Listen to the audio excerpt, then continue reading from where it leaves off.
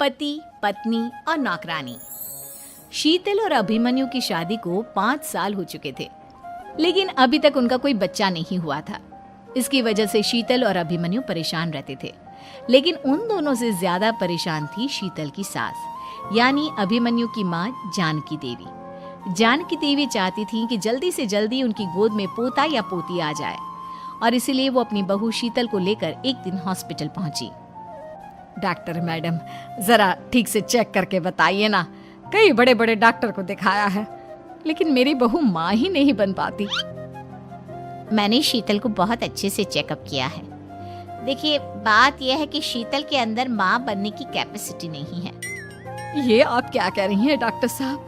कोई तो इलाज होगा ना, कोई दवाई दे दीजिए। देखिए, कुछ प्रॉब्लम ऐसी होती है जिनका कोई ट्रीटमेंट नहीं होता। आई एम सॉरी टू से, लेकिन शीतल कभी माँ नहीं बन सकती, क्योंकि उसके यूट्रस में अंदर से ही कुछ प्रॉब्लम है। घर आने के बाद क्या हुआ माँ? कहाँ लेकर गई थी आप शीतल को? अरे कहाँ लेकर जाती, डॉक्टर मैडम के पास ले गई थी, लेकिन तेरी बीवी तो कभी माँ बन ही नहीं सकती। मम्मी जी, इसमें मेरी क्या गलती? अगर अंदर से कोई प्रॉब्लम है तो उसमें मैं भी कुछ नहीं कर सकती। जानती हूँ, ये बात डॉक्टर के मुंह से सुन चुकी हूँ। अब दोबारा मेरे सामने इस बात का गाना मत गा। अरे माँ, परेशान होने की जरूरत नहीं है, हम सोचते हैं ना कुछ। अरे क्या सोचेगा तू? जब डॉक्टर कह चुका है कि तेरी बीवी माँ नहीं बन सकती, तो बता क्या सोचेगा तू? कहाँ से लाएगा बच्चा? माँ, ये तो मैं भी नहीं जानता। अभिमन्यु, क्यों ना हम अनाथ आश्रम से एक बच्चा गोद ले आए? क्या फर्क पड़ता है बच्चा हमारा हो या गोद लिया हुआ? आई बड़ी बातें बनाने वाली। क्या फर्क पड़ता है? अरे क्यों फर्क नहीं पड़ता? मुझे इस वंश को आगे बढ़ाने के लिए मेरे बेटे का खून चाहिए, किसी दूसरे का नहीं। लेकिन माँ, अब जानती है कि ये अब पॉसिबल नहीं है। मैं कुछ नहीं जानती। मैं किसी पराये की औलाद को इस घर में अपना पोता या पोती बन के बढ़ता हुआ नहीं देख सकती। मेरा वंश मेरे बेटे के खून से ही आगे बढ़ेगा। लेकिन मम्मी जी, ऐसा कैसे हो पाएगा? आप अच्छी तरह जानती है ना, मेरा और अभिमन्यु का बच्चा नहीं हो सकता। तो मैं अपने बेटे की दूसरी शादी करवाऊंगी, और अपनी दूसरी बीवी से ये मुझे बच्चा पैदा करके देगा। ये आप क्या कह रही हैं माँ? मैं किसी और से शादी नहीं करने वाला। मेरे रहते हुए आप अभिमन्यु की शादी किसी और से करवाएंगी? मम्मी जी, आप ऐसा कैसे कर सकती हैं? तू बस देखती जा बहू, मैं ऐसा कैसे कर सकती हूँ। कुछ दिनों के बाद, अभिमन्यु, मैंने तेरे लिए लड़की ढूंढ ली है। माँ, मैं आपको कितनी बार समझाऊं, मुझे किसी से शादी नहीं करनी है। पहले मेरी बात सुन। ये जो चमेली है ना, हमारे घर में काम करने आती है, वो तुझसे शादी करने के लिए तैयार है। मम्मी जी, आप अभिमन्यु की शादी एक नौकरानी के साथ करवाएंगी? वो इसलिए क्योंकि चमेली दिखने में बहुत खूबसूरत है, बच्चा भी सुंदर ही होगा। मम्मी जी, लेकिन एक बच्चे के लिए अपने बेटे की शादी नौकरानी के साथ करवाना, क्या ये सही है? अगर अभिमन्यु ने शादी नहीं की ना, तो मैं अपनी जान दे दूंगी। अब देख लो, अगर तुम्हें अपनी माँ की जान प्यारी है तो तुम्हें इस नौकरानी के साथ शादी करनी ही होगी।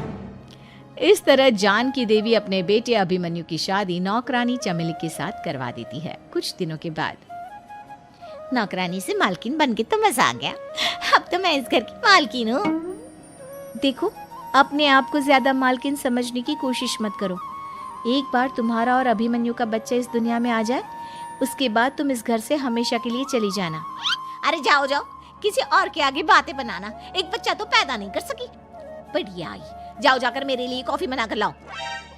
नौकरानी मैं हूँ या तुम? मम्मी जी, देखिए ना शीतल मुझसे किस तरह से बात कर रही है। शीतल, तुम्हें पता है ना चमेली प्रेग्नेंट है, मेरे बेटे के बच्चे की माँ बनने वाली है। वो जैसा कहती है वैसा करो। लेकिन मम्मी जी, वो मुझे नौकरों की तरह ट्रीट कर रही है। अरे तो करेगी ना, वैसे भी बहू तुम हो किस काम की? एक बच्चा तो पैदा नहीं कर सकती। जाओ अब घर के सारे काम करो और चमेली को आराम करने दो। थैंक यू मम्मी जी, भगवान आपका भला करे। आप नहीं होती तो मैं नौकरानी से महारानी कैसे बनती? देखो, तुम्हें जो चाहिए सब मिलेगा, खूब खाओ पियो, मजे की जिंदगी जियो, लेकिन बस मुझे एक बच्चा पैदा करके दे दो। कुछ दिनों के बाद, मम्मी, बच्चे के लिए आपने मेरी शादी चमेली के साथ करवा तो दी, लेकिन दिन और रात का चैन मिट गया है। सारा दिन शीतल और चमेली की बहस चलती रहती है। अब शीतल को इस घर में रखने से क्या होगा? मैं तो कहती हूँ उसे घर से निकाल दो, है भी किस काम की। मैं ऐसा नहीं कर सकता माँ, वो मेरी पत्नी है, उससे बहुत प्यार करता हूँ मैं। तुम्हारी पत्नी चमेली है, चमेली, उससे प्यार करो। अरे तुम्हारे बच्चे को जन्म देने वाली है वो। अभिमन्यु, मैं खुद ही इस घर से चली जाती हूँ। वैसे भी अपने ही घर में नौकरों की तरह रहकर परेशान हो चुकी हूँ। घर की नौकरानी मेरे ऊपर हुक्म चलाती है, वो तुम्हारी पत्नी बन चुकी है। अब मेरा इस घर में क्या काम? अभिमन्यु के बार बार रोकने पर भी शीतल उस घर से चली जाती है। कुछ दिनों के बाद चमेली एक बच्चे को जन्म देती है। भगवान ने मेरी सुन ली, मेरे बेटे का घर भर गया, उसका अपना बच्चा इस दुनिया में आ गया। मम्मी जी, बच्चे को हाथ लगाने से पहले मेरी एक शर्त तो सुन लो। तुम कहना क्या चाहती हो चमेली? आपकी मम्मी को बहुत शौक था ना अपने पोते को खिलाने का। अब देखो, इस दुनिया में हर चीज की कोई ना कोई कीमत तो होती है। तुम अपनी आधी प्रॉपर्टी मेरे नाम कर दो, बच्चा तुम्हारे नाम। अरे लेकिन मैंने अपने बेटे से तुम्हारी शादी करवाई है, अब ये सौदेबाजी कहाँ से आ गई? जो औरत अपनी बहू को घर से निकाल कर एक नौकरानी के साथ अपने बेटे की शादी करवा दे, वो तो सौदेबाजी कर ही सकती है ना। उसका कैसे भरोसा कर सकते हैं? मुझे बस आप लोगों की प्रॉपर्टी चाहिए, उसके बाद ही बच्चे को आप हाथ लगा सकते हैं। मैंने कहा था ना मम्मी, आप गलत कर रही हैं। देखिए, उसका नतीजा आपके सामने है। जब शीतल को पता चलता है कि अभिमन्यु और चमेली का बच्चा दुनिया में आ गया है, तो वो अपने घर पहुंचती है। अभिमन्यु, कहाँ है आपका बच्चा? क्या मैं उसे देख सकती हूँ? कुछ भी मत पूछो शीतल, माँ की हुई एक गलती हम लोगों पर भारी पड़ रही है। वो नौकरानी अपनी औकात पर आ गई है और अब हमसे अपनी आधी प्रॉपर्टी मांग रही है, वो भी बच्चे के बदले में। एक बात कहूँ अभिमन्यु, आप उससे कुछ भी देने से मना कर दो। अरे कैसी बात कर रही हो? मेरे बेटे की औलाद है उसके पास, ऐसे कैसे मना कर दे? मम्मी जी, वो अभिमन्यु का बच्चा नहीं है, वो चमेली और उसके बॉयफ्रेंड का बच्चा है। ये तुम क्या कह रही हो शीतल? ये देखिए वीडियो, चमेली और उसका बॉयफ्रेंड आपस में बातें कर रहे हैं कि उन दोनों ने मिलकर आपको बेवकूफ़ बनाया है और अब इस बच्चे के बदले आपसे प्रॉपर्टी भी हड़प लेंगे। हे भगवान, ये मुझसे क्या हो गया? ना तो बच्चा मिला और अपने बेटे की नौकरानी के साथ शादी करवा दी सो अलग। अब क्या होगा?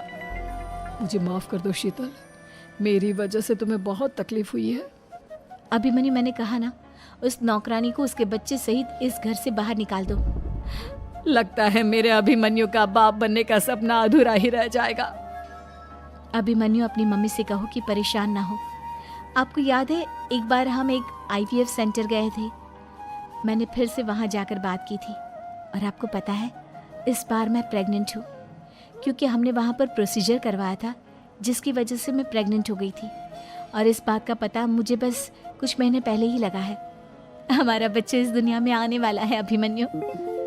मुझे माफ कर दो शीतल बहू, मुझसे बहुत बड़ी गलती हो गई। कोई बात नहीं माँ, लेकिन अब हमें उस धोखेबाज नौकरानी को इस घर से बाहर निकालना है और इस घर की मालकिन को वापस घर लाना है, वो भी अपने बच्चे के साथ।